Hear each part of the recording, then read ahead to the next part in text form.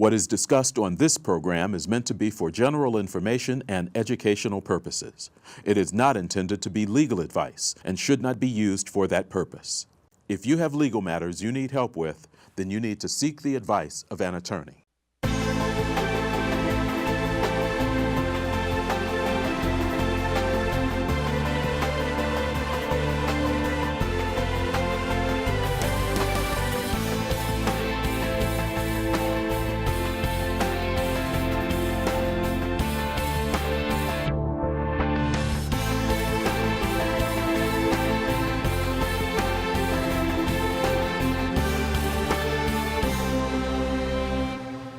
Welcome to Legal Briefs, an educational program discussing various legal topics brought to you by the law firm of BBKCC in conjunction with WCTV. I'm Bob Beaver, a partner with BBKCC, and today's topic is the Indiana gun rights, gun laws, gun safety. Joining me today is my partner, Ron Cross, who also serves as the Wayne County Attorney, and our most distinguished guest, the highest law enforcement officer in Wayne County, Sheriff Jeff Cappa. Welcome, guys. Thank you. If we're going to start talking about gun rights, we might as well start with the granddaddy of all documents, U.S. Constitution. According to the Second Bill of Rights, it states, a well-regulated militia being necessary to the security of a free state, the right of the people to keep and bear arms shall not be infringed. Jeff, that's a fairly easy sentence. Could you tell us in 10 words or less how that's been interpreted for almost 250 years? That should not be a problem, should it? How long is this program? Seriously, in general, does this Bill of Rights really mean what it says? I mean, is there just an unrestricted right to bear arms, own a gun, possess a gun? Well, there's been many thoughts and statements on that particular issue. Personally, I feel that the Bill of Rights and under the Second Amendment that everyone has a right to protect themselves and to protect their family. It also is stating that they have a right to bear arms and be able to protect their family if they need to. This is a very hot topic, I guess is a better way of saying it. Fertile field for discussion. Exactly. Not only in state legislature, but also the national scene.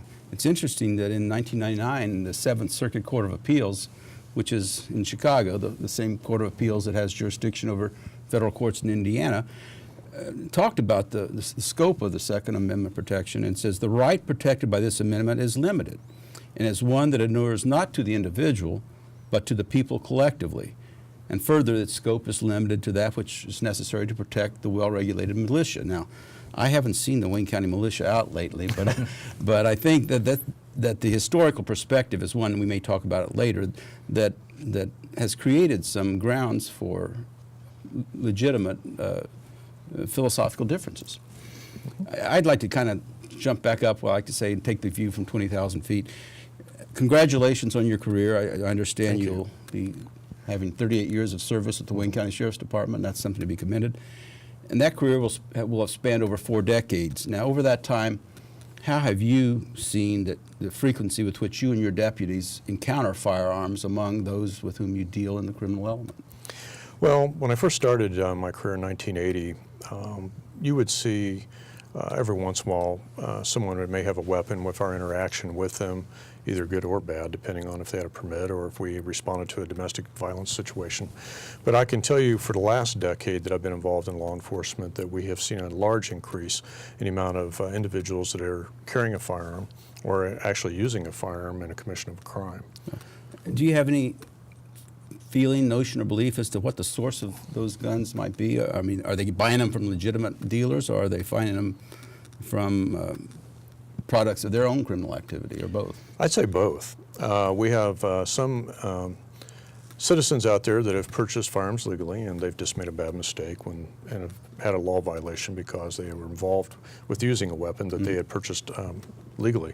However, those that we're dealing with also with the opiate pandemic that we have here and some of the other areas where we have drug-related crimes, I can tell you that most of those individuals that we've been dealing with did not purchase those weapons legally, and they've got them by other means.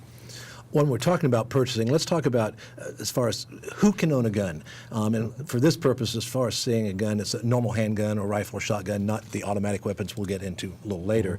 But as far as it maybe the best way of seeing who can own it is for talking about who can't own a gun. Right. There are exceptions to that by statute. I think one under 18 years of age, unless it's acquired from a parent. A person convicted of a serious violent felony, person convicted of a domestic battery or domestic violence, illegal alien, someone who's been deemed mentally incompetent, dishonorably discharged family members. Are there others that just legally cannot own or possess a gun? Well, I think you covered most of them. Also, someone could legally possess a weapon currently, and they have purchased one legally, but as you stated before, let's say they're arrested for domestic violence, or they have a protective order that has been issued against them. Then under the circumstances, depending on what the circumstances are, we may have to go and remove those weapons from the residence or take the weapons from those individuals.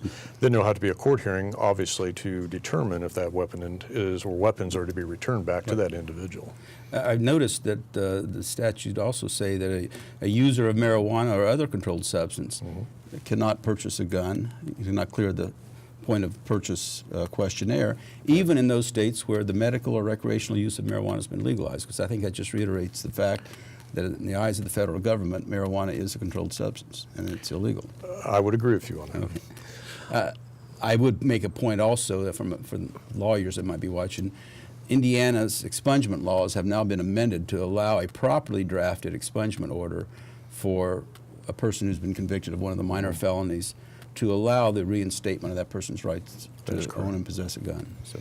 Let's talk about the procedures of buying a gun. I think that's where there may be some misconception. There's no license that's required to own a handgun or rifle. Is that correct? That is correct. So what is the procedure when I go in, I want to go in and buy one? Is there a waiting period? Is there forms I have to fill out? What's that procedure? Well, there used to be a waiting period here in the state of Indiana, but that is no longer in effect. You can walk into a retail, Dunham's, Dick's, some of the other locals here, and Rudy Sperling has a gun store here in town, and you decide you want to purchase a handgun, and you can legally do so, and you're over the age of 18. You will have to fill out the ATF form. I believe it's the 4473 form. There are several questions on that form that you're going to have to answer truthfully, and after you sign off on the form under the penalty of perjury, then that retailer or that particular person who owns that store then is going to have to contact the FBI's number, which is what they call the NICS check. And that can take anywhere from probably 5 to 10 minutes, usually around that quick, 5 minutes. then, at the store? That quick. That is correct. Okay. And once they receive approval that they can go ahead and sell that weapon to you, and that you have passed the background, then they can move forward with the sale, and they can allow you to take that weapon with The you. longest part is filling out the form itself. That is true. So is that what people, when they talk about, well, I need to register my gun, is that what people are talking about, that they are registering it because of filling out that form at the time of purchase? Some people might be mistaken that as a registry, but that's not what it is. It's not? No. We have not had registration of firearms in the state of Indiana, well, since I've been on the department, going back 38 years. But at one time, the state of Indiana, I believe, did have, in fact, a registry for firearms, but we do not have that Do now. some states still have that? I believe that there might be a few that A do couple have that. do. Okay. Now, we've talked about the ownership. Let's move to the ownership is going to be on my own property. I'm keeping it in my house. What if I want to take it out in public? That then becomes something that a permit is required. Is that correct? A carry permit. If you're carrying it on yourself, that is correct. Okay. If you're carrying it in your vehicle, you don't have to have a permit to carry it in your vehicle. However, Unloaded. That is correct. It has to be unloaded, and I would suggest you have it in some type of carrying case. Now, if you're going to be carrying it on your person inside the vehicle, then yes, you need to have an Indiana handgun permit to do so. Okay. And when we refer to the Indiana handgun permit, this, and I think I misunderstood this too, it is a carry permit. It is not a concealed permit. Concealed doesn't even come up in the law, does No, it? it does not. So in theory, if I have my permit, I can carry my weapon in full view in Indiana. What they refer to as open carry, that is correct. Open carry. So Indiana is an open carry state. It is. That you can, so it's not having to be. But not all of our neighbors are, is that correct? That is correct. Okay. You started going into some exceptions about not needing it. If you are going to a shooting range or attending a fire, you can do that, having it in your car, unloaded. Going back and forth to, I guess, from one place that you own to another place that you own, because again, you don't need the permit if you're if you possess it on owned or even leased property. That is correct. So going from the office that I own to a building where I work that I lease legally, I could have it there too, as long as it's not loaded in between and not need that carry permit. That is correct. Okay. Okay. How about the procedures for getting this carry permit? How does that occur? Well, that's changed over the last couple of years. Before, you could go to your local law enforcement agency that you actually had jurisdiction of where you live. For example, if you lived in the county, not in the city of Richmond, or in one of the incorporated towns like Centerville or Hagerstown, you would come to the sheriff department, fill out the paperwork, and start your process that way. We had to fingerprint you and so on and take your fee and then send that off to the state. Now you can do this online. You can just Google Indiana handgun permits or go to the state of Indiana's website for the Indiana State Police. You can fill out all the necessary information online that you need to for your permit. How do you affect the fingerprinting? Well, there is actually, the state of Indiana has contracted with several locations throughout the state to do electronic fingerprinting. Mm-hmm. They call that the L1 Tower here in our location. And you even schedule that appointment online when you're filling out the rest of the information you need for your Indiana handgun permit. And when you're doing that, you have two choices. You can either get a 4-year permit or you can apply for a lifetime permit. Mm-hmm. And there also is a distinction between a qualified carry and an unlimited carry. Is that not true? That the qualified is for hunting and target practice only, but most of people are talking about the unlimited, which by statute says for protection of life and property. Yes. Strictly worded from the statute. And so I think you said that 4-year license is $30, lifetime license $75? That is correct. And when is that paid? Do you pay that when you apply online? You pay that when you apply online. Now, once you've filled out part of the process, once you've filled all this out and you paid that fee, and you've made your appointment for your fingerprinting. You have to make an appointment That ahead is of time. correct. You make that ahead of time. Place. Right. And then you walk in, you'll have to pay your fee there because they charge a fee for you doing that. That's on top of this state That is fee. correct. Then after you go through the background check and they send all the fingerprints are sent to the state and accepted, they go through the background checks and so on. You'll have to come to our office if you live down in the county, and you'd have to pay the fee there.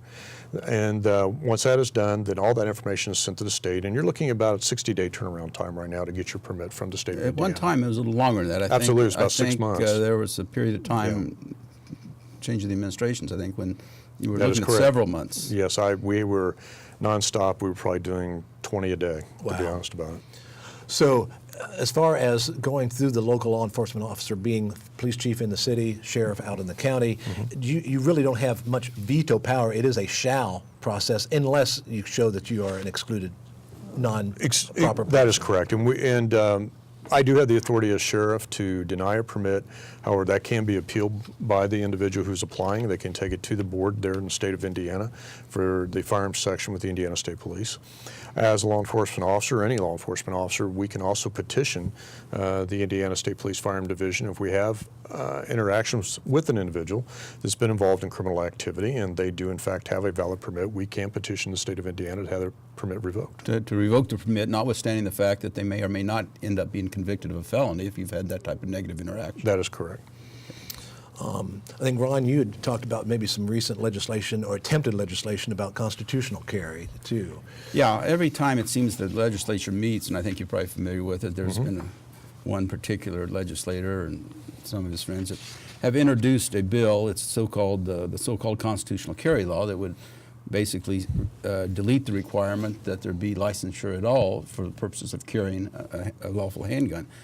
The proponents argue that that is justified because requiring a license to exercise what they contend to be a fundamental constitutional right is kind of like charging a person to get back a right they already had. Ignoring the philosophical arguments that could be levied on that issue either way, from a person who's been in law enforcement for almost 40 years, do you believe that eliminating the licensing carry laws in Indiana is a good idea from the perspective of law enforcement?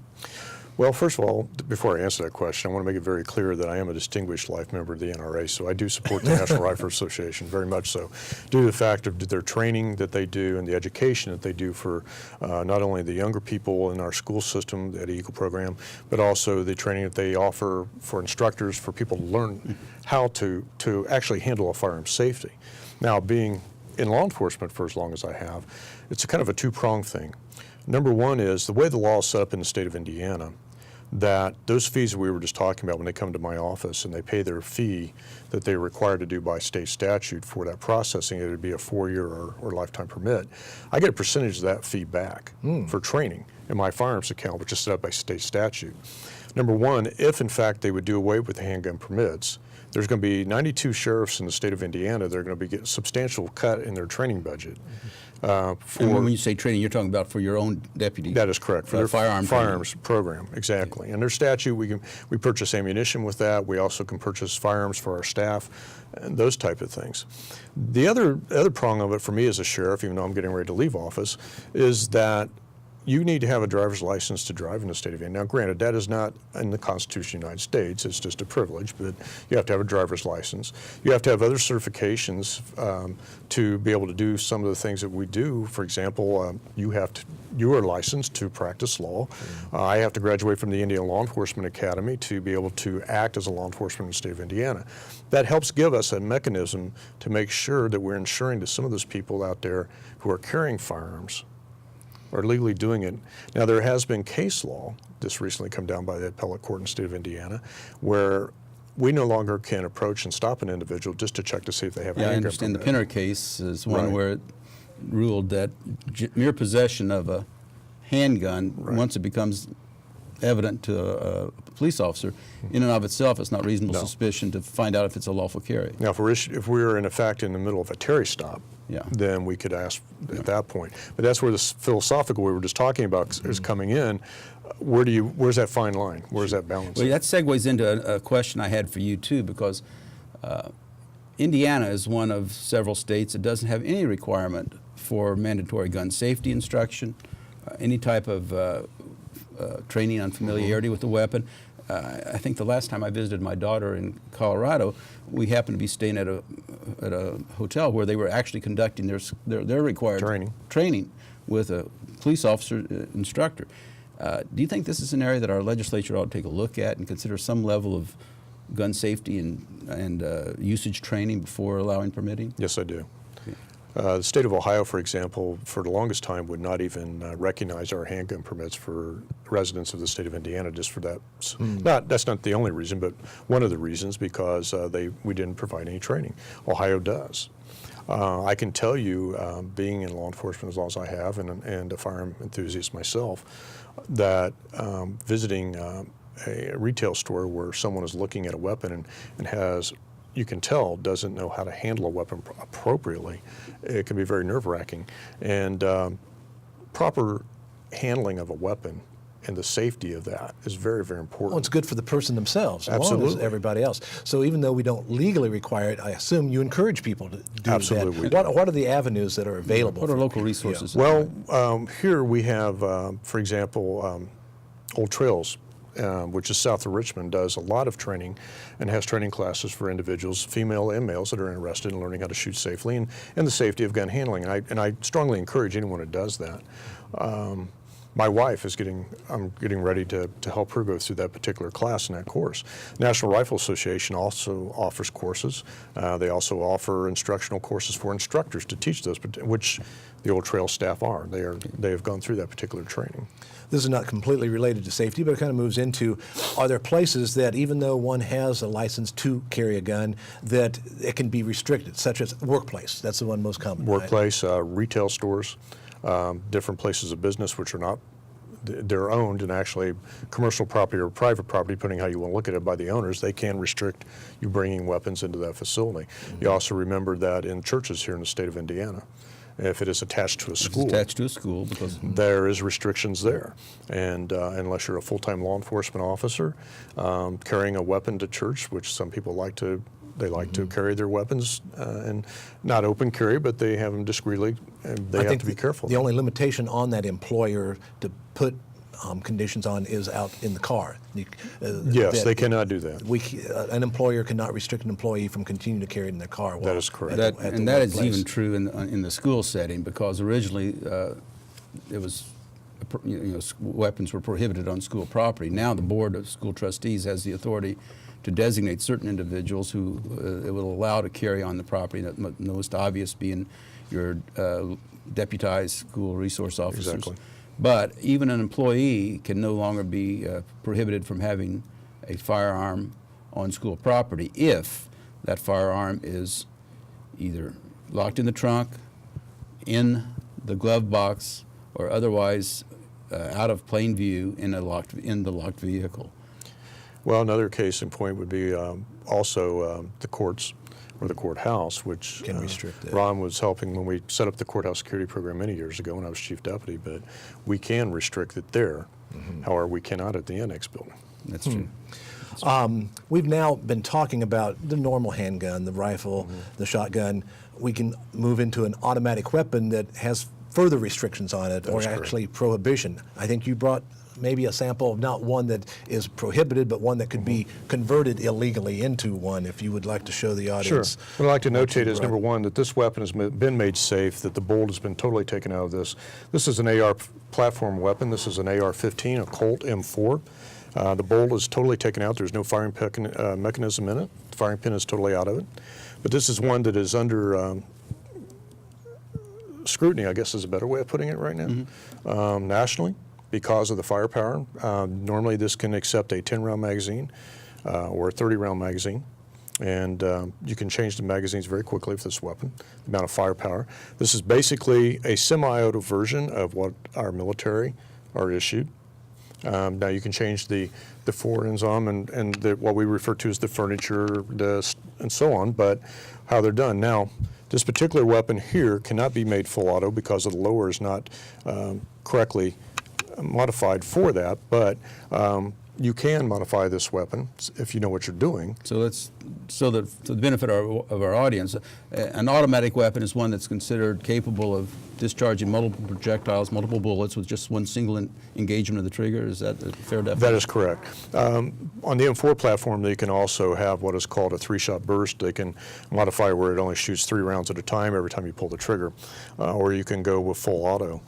Yeah, well, in doing our research for this, Bob and I came up on, there's a lot of federal legislation that's been enacted, and in 1986, the Firearm Owners Protection Act made it unlawful to register, manufacture, or import automatic weapons. So the effect was, according to one writer, to basically freeze the number of automatic weapons in the private sector at that time to 150,000 more or less.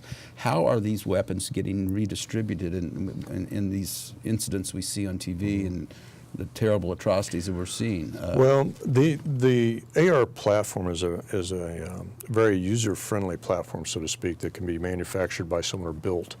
I am an armorer myself on the AR platform. There's a lot of aftermarket parts that you can buy, like a bump stock that you referred to, the shooting in Nevada. So to modify it? Modify it, it'll shoot more than semi-auto, it'll be similar to full auto.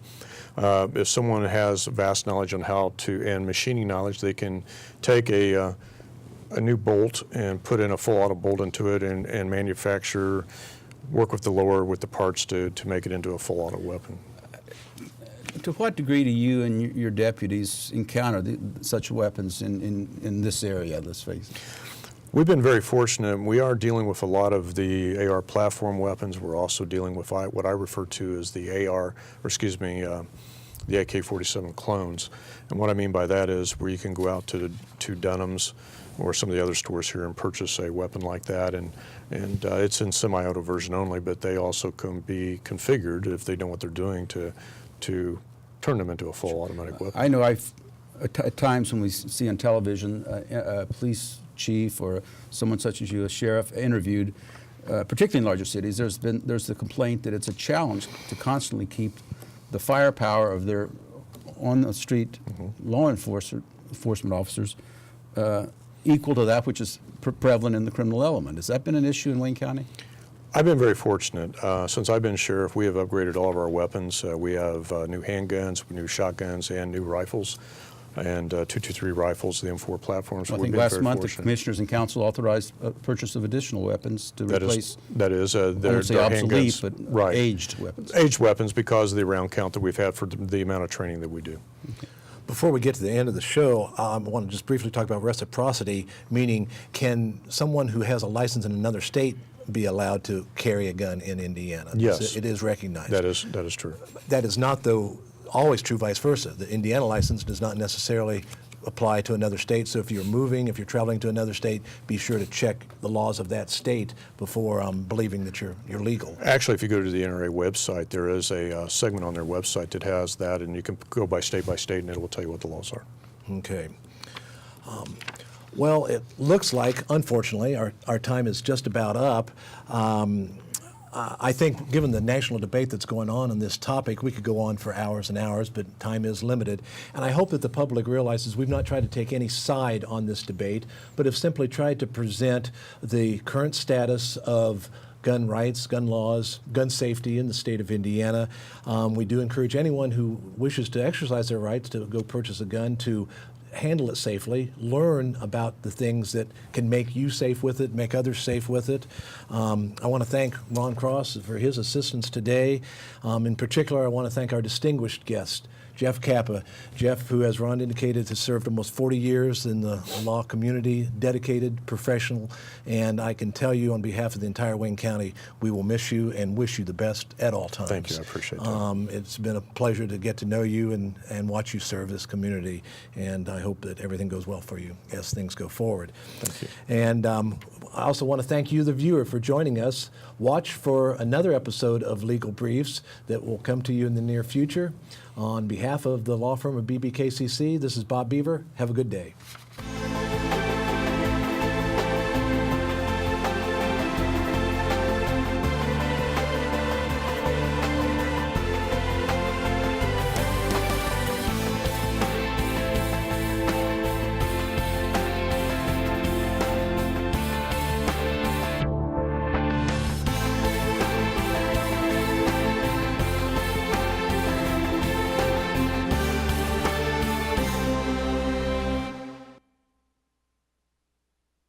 What is discussed on this program is meant to be for general information and educational purposes.